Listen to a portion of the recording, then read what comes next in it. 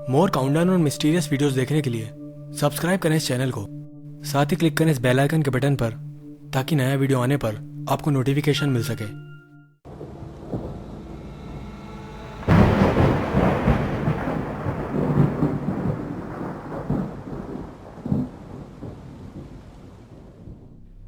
हमें मिस्टीरियस चीज़ें पसंद है क्योंकि वो हमें रोमांचित कर देती है। हम लगातार कोशिश करते रहते हैं उन रहस्यों को अपने दिमाग में सुलझाने की, और कई बार जवाब मिलने से पहले ही हम किसी न किसी नतीजे पर पहुंच जाते हैं। लेकिन कई मिस्ट्रीज ऐसी होती है जिनके जवाब कई बड़े से बड़े बुद्धिजीवियों के पास भी नहीं होते, और वो लगातार उनको सुलझाने में लगे रहते हैं। आज हम बात करने वाले हैं ऐसी अनसुलझी घटनाओं के बारे में जिन्होंने पूरी दुनिया को चौंका दिया। आइए जाने वो 5 अनसुलझे रहस्य जो आपको भी सोचने पर मजबूर कर देंगे। The Baltic Sea anomaly. जून 2011 को स्वीडन के कुछ खोजी गोताखोरों ने गल्फ ऑफ बोथनिया के बीच में स्थित बाल्टिक समुद्र की गहराई में एक रहस्यमय ऑब्जेक्ट को देखा, जिसके बाद से न्यूज़ चैनलों में समुद्र की गहराई में एक यूएफओ मिलने की खबरें आने लगी। उन्होंने अपने मन से ही अंदाज़ा लगा लिया कि वो एक यूएफओ था, जबकि असल में वो बड़ी सी चीज़ क्या थी यह आज भी एक अनसुलझा रहस्य है। हालांकि उन गोताखोरों के साथ वहाँ जो कुछ हुआ वो बहुत ही अजीब था। जब वो गोताखोर उस ऑब्जेक्ट के बिल्कुल ऊपर थे तो अचानक उनके सारे इलेक्ट्रिक टूल्स और सैटेलाइट फ़ोन ने काम करना बंद कर दिया। उस ऑब्जेक्ट से दूर जाते ही फिर से उनके इक्विपमेंट्स काम करने लगे। जियोलॉजिस्ट स्टीव विनर ने इस पर स्टडी की और उन्होंने बताया कि ये कोई भौगोलिक संरचना नहीं थी। समुद्र में मौजूद वो ऑब्जेक्ट उन धातुओं से बना था जो प्रकृति में अपने आप नहीं मिलते हैं। ओशियन एक्स, जो उन गोताखोरों की टीम का नाम था। जब उन्होंने एक बार फिर से पास जाकर इस ऑब्जेक्ट का मुआयना किया तो उन्होंने पाया कि वहाँ अंदर की तरफ 90 डिग्री कोण में बनी कई ऊंची ऊंची दीवारें थी, आने जाने का रास्ता और सीढ़ियों जैसी संरचना भी नजर आई। लेकिन आखिर ये क्या चीज़ थी, इस पर आज भी खोज चल रही है। The ice woman. दिसंबर 1980 को एक ठंडी शाम के वक्त 19 वर्षीय महिला जीन हिलियर्ड एक बर्फ से जमे रोड पर ड्राइविंग कर रही थी। अचानक उसकी कार का बैलेंस बिगड़ा और वो बर्फ में डस गई। उस वक्त तापमान -31 डिग्री सेंटीग्रेड हो रहा था। वो कार से पैदल ही बाहर निकल पड़ी। वहाँ से कुछ दूरी पर ही उसकी पड़ोसी का घर था, इसलिए वो उसके घर की ओर जाने लगी, लेकिन वो दरवाजे तक नहीं पहुँच सकी। जब अगले दिन उसकी पड़ोसी ने अपने घर का बैकडोर खोला तो सामने का दृश्य देखकर वो हैरान रह गई। जीन उसे वहाँ फ्रोजन अवस्था में यानी बर्फ में जमी हुई मिली। उसका पूरा शरीर बर्फ की तरह कठोर हो गया था और ऐसा लग रहा था वो बर्फ से बनी हुई औरत हो। उसे हॉस्पिटल में इमरजेंसी वार्ड में ले जाया गया। उसका शरीर इतना कठोर हो रहा था कि डॉक्टर्स की नीडल घुसाने पर वो टूट जाती थी। इतने वक्त के बाद भी उसके शरीर का तापमान इतना कम था कि थर्मामीटर 0 से आगे नहीं बढ़ रहा था। उसकी आंखें पूरी तरह खुली हुई थी और आखिरकार डॉक्टर्स ने हार मान ली कि अब कोई चमत्कार ही जीन को बचा सकता है। परिवार की अनुमति के बाद अंतिम प्रार्थना शुरू की गई, लेकिन इसके करीब 2 घंटे बाद अचानक से जीन के शरीर ने हरकत की और उसका शरीर सामान्य होने लगा, और देखते ही देखते उसकी चेतना वापस लौट आई। ये सच में एक चमत्कार ही था। उन 50 दिन हॉस्पिटल में गुजारने के बाद जीन पूरी तरह स्वस्थ और नॉर्मल होकर अपने घर लौटी। The Arecibo reply. सन 1974 में कार्ल सेगन और उनके दोस्तों ने पोर्ट रिको में बने एक 1000 फीट ऊंचे अरेसीबो रेडियो टेलीस्कोप से एक बहुत ही पावरफुल रेडियो ब्रॉडकास्ट सिग्नल अंतरिक्ष में भेजा। अरेसीबो सिग्नल एक इंटरस्टेलर रेडियो मैसेज है जिसमें इंसान और पृथ्वी के बारे में इंफॉर्मेशन कलेक्ट की हुई है।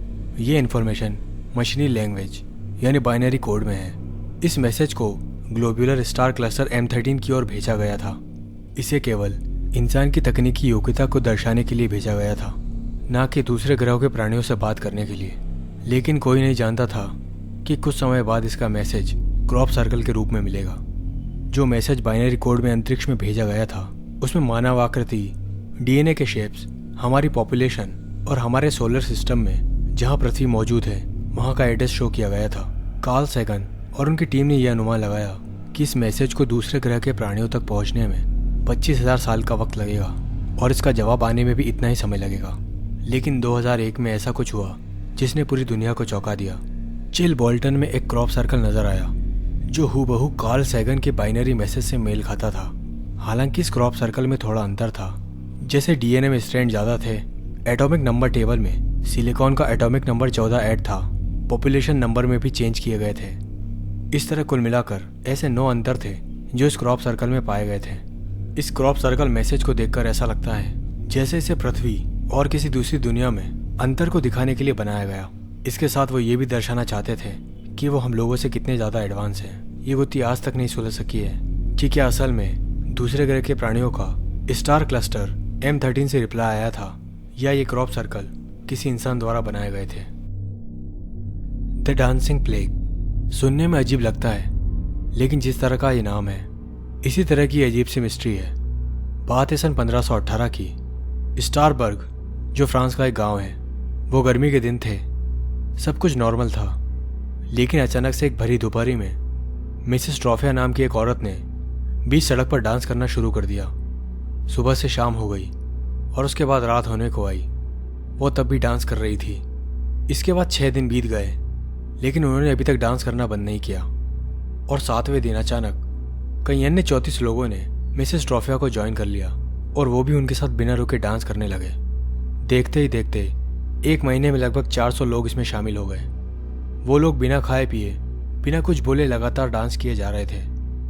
ये कई हफ्तों और महीनों तक चलता रहा। कई सामान्य लोगों ने उनके हाथ पैर पकड़कर उन्हें रोकने की कोशिश की, लेकिन वो असफल रहे। कई लोग डांस करते हुए इतने ज़्यादा थक गए थे कि उनकी मौत हो गई, तो कई लोगों को दिल का दौरा पड़ गया। जो लोग इस असामान्य अवस्था से बचे हुए थे, उनके लिए इसे देखना बहुत ही भयानक था। वो काफ़ी डरे और घबराए हुए थे कि आखिर ये सब क्या हो रहा था। इस घटना को उस वक्त डांसिंग मानिया का नाम दिया गया। कई लोगों ने इसे डांसिंग प्लेग भी कहा। जो भी फिजिशियंस वहाँ पर मौजूद थे, उन्होंने ये डिसाइड किया कि इन लोगों को ठीक करने का एक ही उपाय है कि जब तक ये अपने आप रुक ना जाए, इन्हें डांस करने दिया जाए। लोग इस बात को समझ नहीं पाए कि आखिर ये सब क्या था। कई लोगों को लगा ये किसी जहर का असर है, तो कुछ का मानना था कि ये कोई देवी आपदा है, और कुछ डरे सहमे लोगों ने इसे एक भूतिया घटना करार दे दिया। बहरहाल जो भी हो, यह घटना वास्तव में बहुत ही विचित्र और रहस्यमय थी। बेलमेस फेसेस। ये घटना है सन 1971 की।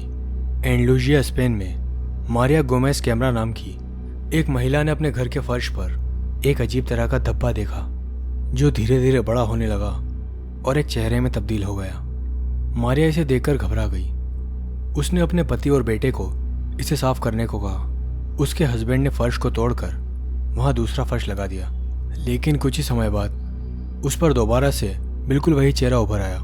अब ये बात पूरे गांव में आग की तरह फैल गई कि मारिया का घर भूतिया है। कुछ लोगों ने मारिया को किचन में उस फर्श के नीचे खुदाई करने की सलाह दी। जब वहां खुदाई की गई तो 10 फीट अंदर की तरफ उन्हें कंकाल मिला, जिसके बाद उन्होंने उस जगह के पूरे फर्श को ही बदल डाला। लेकिन इसकी वजह से परिस्थितियां और भी ज़्यादा बिगड़ गई। उन्होंने जैसे ही फर्श को बदला, अब एक नहीं बल्कि कई सारे चेहरे दूसरे फर्श पर भी दिखने लग गए। वो चेहरे समय के साथ अपने आप ही डेवलप हो रहे थे। मारिया का यह भी मानना था कि कई चेहरे एक जगह से दूसरी जगह पर अपनी पोजीशन बदल रहे थे। गांव के लोगों ने खुद ही नज़ारा अपनी आंखों से देखा और सब काफ़ी डरे हुए थे।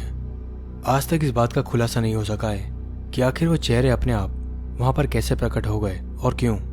आखिर इसके पीछे क्या मिस्ट्री थी।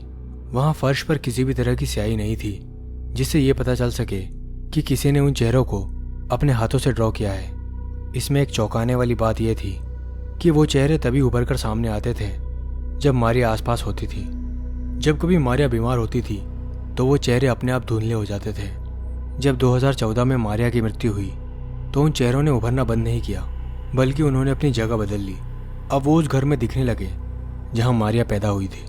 ये रहस्य आज भी अनसुलझा है कि वो चेहरे किसके थे और उनका मारिया से क्या संबंध था। आज के लिए बस इतना ही। अगर आपको ये वीडियो पसंद आया तो इसे लाइक करें और ज़्यादा से ज़्यादा शेयर करें। सब्सक्राइब करें इस चैनल को इसी तरह के रोमांचक और मिस्टीरियस वीडियोस देखने के लिए। मैं मिलता हूँ आपको नेक्स्ट वीडियो में। तब तक के लिए बाय बाय।